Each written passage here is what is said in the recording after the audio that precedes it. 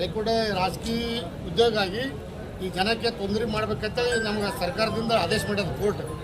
ಏನಂತೇಳಿ ಇದು ಇಡ್ಲಿ ವ್ಯಾಪಾರ ಒಂದು ಸ್ವಲ್ಪ ಬಂದ್ ಮಾಡಬೇಕು ತಡೆ ಕೊಟ್ಟಿದೆ ಕೋರ್ಟ್. ಅದಕ್ಕಾಗಿ ಅದಕ್ಕೆ ಇದಕ್ಕೆ ಅಪೋಸಿಟ್ ಮಾಡಿ ನಾವೆಲ್ಲ ತಾಲೂಕಿನ ಅಫಜಲ್ಪುರ ತಾಲೂಕು ಮತ್ತು ಗುಲ್ಬರ್ಗ ಜಿಲ್ಲಾ ಬಿಜಾಪುರ ಡಿಸ್ಟಿಕ್ದಲ್ಲಿ ನಮ್ಮ ಜನ ಜಾಸ್ತಿ ಇದೆ. ಇಡ್ಲಿ ವ್ಯಾಪಾರ 20-30 ವರ್ಷದ ಇದೇ ಮಾಡ್ಕೊಂಡು ಬಂದಿದ್ದೇವೆ ನಾವು. ಅದಕ್ಕಾಗಿ ಇದು ಹಿಂದಕ್ಕೆ ತಗೋಬೇಕು ಸರ್ಕಾರ ಅಂತ ಮನವಿ ಪತ್ರ ನಾವು ಇಂಡಿ ತಾಲೂಕು ತಹಸೀಲ್ದಾರ್ರಿಗೆ ಸಲ್ಲಿಸಿದ್ದೇವೆ. ಇದು ನ್ಯಾಯ ನಮ್ಗೆ ದೊರಕಿಸ್ಕೊಡ್ತಾರೆ ಅಂತ ನಮ್ಗೆ ಭರೋಸೆ ಇದೆ ತಹಸೀಲ್ದಾರರು. ಆಮೇಲೆ ಅವ್ರ ಸಂಘಟನೆ ನಾವು ಮಾತಾಡಿದೆವು, ಅವರು ಕೊಡ್ತಾರೆ ನಮ್ಗೆ ಭರೋಸೆ ಇದೆ. ಇದು ಇನ್ನೂ ಇವತ್ತಿನ ಏನು ಮನವಿ ಪತ್ರ ಕೊಟ್ಟಿದ್ದೆವು ಇದೇ ಪ್ರಕಾರ ಮುಂದೆ ಓಡಿಸು ಚಲೋ. ಇನ್ನೂ ಕೊಡಲಿಲ್ಲ, ಇದಕ್ಕೆ ನಮ್ಗೆ ಕೊಟ್ಟಿದ್ದ ಆದೇಶ ಸಿಗಲಿಲ್ಲಪ್ಪ ಅಂದ್ರೆ ನಂತರ ಉಗ್ರವಾಗಿ ಮತ್ತೆ ಹೋರಾಟಕ್ಕೆ ನಾವು ಇಳಿಬೇಕಾಗ್ತದೆ ಮುಂದಿನ ದಿನಮಾನ. ನಮ್ಮ ಹೆಸರು ಬಸವರಾಜ್ ಪಾಟೀಲ್, ಗುಲ್ಬರ್ಗ ಜಿಲ್ಲಾದು ಇಡ್ಲಿ ಸಂಘದ ಅಧ್ಯಕ್ಷರು.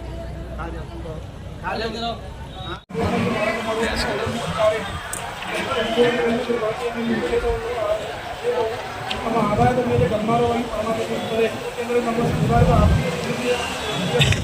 ಮಾನೀಯ ನಾಡು ವಕೀಲ ಮಹಾಸಂಘ ಬಂದಿದೆ. ಆ ಆದೇಶವನ್ನು ಕುಟುಂಬಗಳ ಆರ್ಥಿಕ ಸಂಕಷ್ಟ, ನಿರುದ್ಯೋಗ ಮತ್ತು ಆರ್ಥಿಕ ದುರ್ಬಲತೆಯನ್ನು ಅಪಾಯಗೊಳಿಸುತ್ತದೆ.